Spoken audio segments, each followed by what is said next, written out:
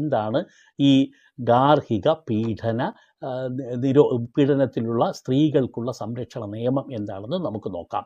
ഇത് protection of women's from domestic violence act എന്നാണ് പറയുന്നത്. ഇതിൻ്റെ ആക്റ്റും ഇതിൻ്റെ റൂൾസും ഉണ്ട്. അത് നിങ്ങൾ ആദ്യം മനസ്സിലാക്കുക. ഇത് ആർക്കൊക്കെ എന്തൊക്കെയാണ് ഇത് ഉണ്ടാവുക എന്ന് നോക്കാം. ആദ്യം നിങ്ങൾ അറിഞ്ഞിരിക്കേണ്ടത് ഗാർഹിക ബന്ധത്തിൽ വരുന്ന വ്യക്തികൾക്ക് മാത്രമേ ഈ ഗാർഹിക സംരക്ഷണ നിയമം അനുസരിച്ചിട്ടുള്ള കേസ് കൊടുക്കാൻ കഴിയുകയുള്ളൂ. ആ പരിധിയിൽ വരണം. അപ്പോൾ എന്താണ് ഈ ഗാർഹിക ബന്ധം? ആദ്യം നമ്മൾ അറിയണ്ടേ.